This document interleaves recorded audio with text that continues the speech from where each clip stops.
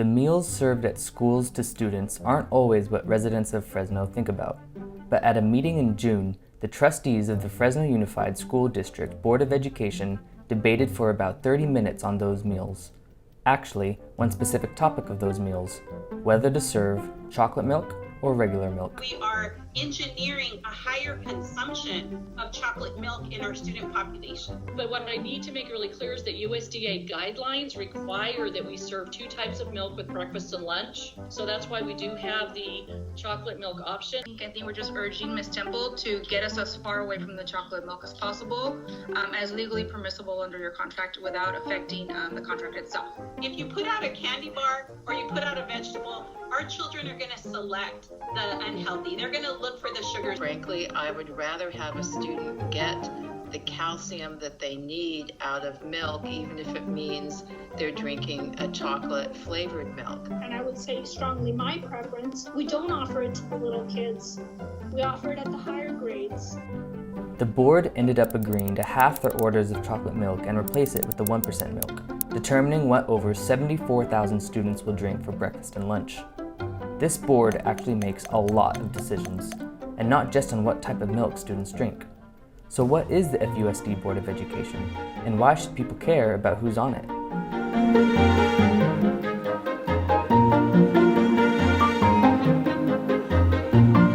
The Fresno Unified School Board is made up of 7 elected trustees. Each trustee represents one area of Fresno. These areas are carved after each decennial federal census. An election for each area is held every 4 years. It's your typical representative democracy in action. As outlined in its policy on its role, the board states, the governing board is elected by the community to provide leadership and citizen oversight of the district's schools. Together, the board makes decisions on practically anything that has to do with the school experience in Fresno, from approving principal appointments and creating curriculum, to funding infrastructure development and choosing contractors that provide lunches. They carve the budget, which is funded by local, state, and federal tax dollars.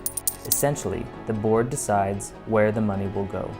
Where the money goes determines which issues get highlighted, and therefore usually more funded, and which issues don't receive as much attention. For example, Trustee Veva Islas has a background in public health, and it is because of her particular lens that the nutritional value of chocolate milk was focused on and debated about. What we do here is so important to establishing better health in our community.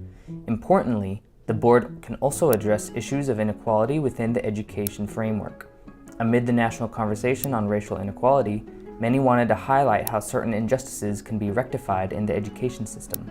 A grassroots organization proposed a resolution to make ethnic studies a requirement for FUSD high school graduation, and the board unanimously passed it on August 12, 2020. In addition, FUSD is one of the largest employers in Fresno, meaning thousands of employees are affected by the type of decisions the board makes, such as money allocated for wages and handling worker compensation claims.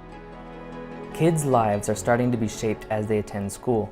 What food they eat, what they learn, infrastructure development, the quality of resources they have access to, all this depends on what decisions the FUSD board makes. To learn what area you are in and who represents your area, access past and live Zoom board meetings, or learn more information, go to the board's website. The link is in the description below.